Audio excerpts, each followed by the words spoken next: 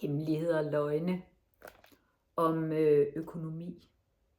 Altså, eller jeg ved faktisk ikke, må man sige det? Må man egentlig sidde her og vise, hvad man har? Altså, det er jo en super kompleks tid, vi lever i, fordi vi skal både vise, hvad vi har, og så samtidig skal vi underspille det.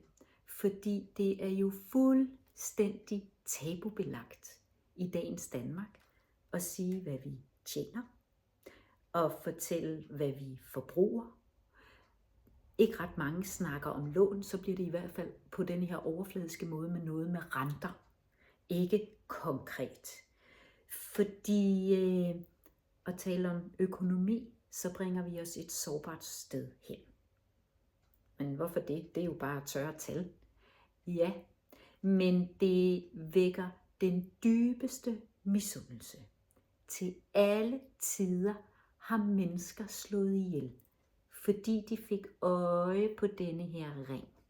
Og den ville de have. Så i nattens mulm og mørke kommer jeg og slår dig ihjel, så denne her diamantbesatte ting kan blive min skat. Så klarer jeg mig. Der er ikke så mange, i hvert fald i Danmark, der slår ihjel på grund af berigelse. Teorier findes mere på grund af misbrug og at skaffe hurtige penge, men det er sjældent for at bære kongens smykker længere. Så hvad pokker er det, der er på færre? Og hvad stiller man op, når man er et følsomt menneske? Jamen, hvad er følsomme mennesker og økonomi? Skal der nu også være forskel der? Ja, det skal der.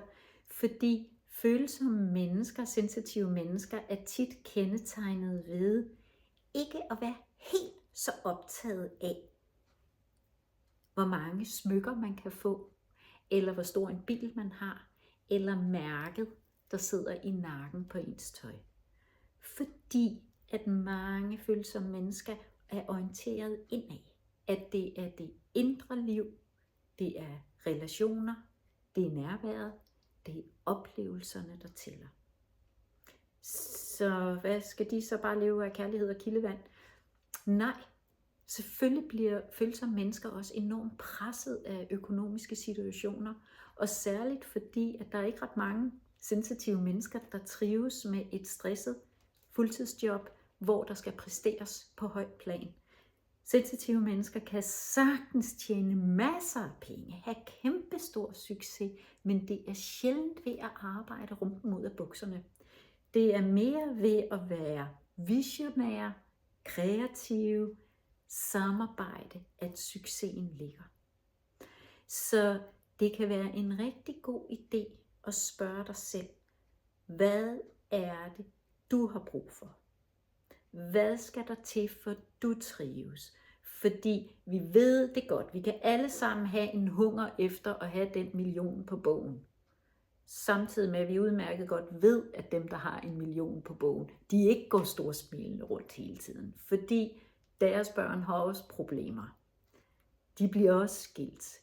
Deres hus skal også ende på tvangsauktion. Tværtimod er det faktisk sådan, jo mere vi har skrabet sammen, jo mere har vi at miste.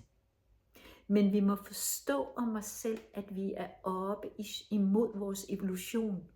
Til alle tider har det kunne svare sig for mennesker at holde øje med, hvad vi kunne skrabe sammen. Om vi havde et ekstra skind at sove på. Om vi kunne få det store stykke kød til vores familie. Om vi kunne blive gift med høvdingen, fordi så ville han kunne forsvare os, og vi ville kunne klare os igennem vinteren. Den del af os flyder stadigvæk i vores DNA.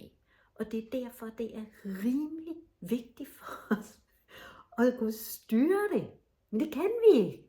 Rigtig mange af os bliver ved med at få øje på noget derude, der glimter, og som vi synes, vi må have. Must-haves kalder vi det jo, ikke? Det står med største selvfølgelighed. Vi er udmærket klar over, at jordkloden kan overhovedet ikke holde til det her forbrug, vi har. Det er helt gakkelak, og alligevel ligger det som en craving i os, at vi bare hele tiden skal have. Så vi bliver nødt til at holde fast i tøjlerne. Vi bliver nødt til at mærke efter og opdage, hvor er det egentlig sulten ligger. Hvad er det egentlig, jeg længes efter? For det er meget sjældent den der sofapude eller nye jakke. Det er noget andet, vi savner. Det er en kompleks ting. Men vi begynder først at løse det, når vi opdager, hvad er det, vi savner. Fordi jeg sover ikke bedre om natten, når jeg er ked af det, fordi jeg har denne her ring. Men det gør jeg ikke. Det er ikke engang sikkert, at jeg kan komme tættere på min partner, fordi vedkommende har så travlt på sit arbejde med at tjene penge, med at skabe en succes, så nærværet er røget. Rigtig mange af os er kommet ud på et vildspor, hvor vi jager noget, som vi dybest set ikke rigtig har nogen næring i.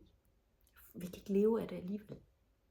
Så det her er en indre rejse, der begyndte i at opdage, hvad har du brug for? Hvad skal der egentlig til, for at du trives? Det er selvrensagelse på højere plan, men der er ikke andet for end at gå i gang. Så vil jeg nyde det, så længe jeg har det. Alt hvad vi har er kun til låns, og vi kan ikke tage en eneste ting med os, når vi skal herfra. Det er også meget godt at huske.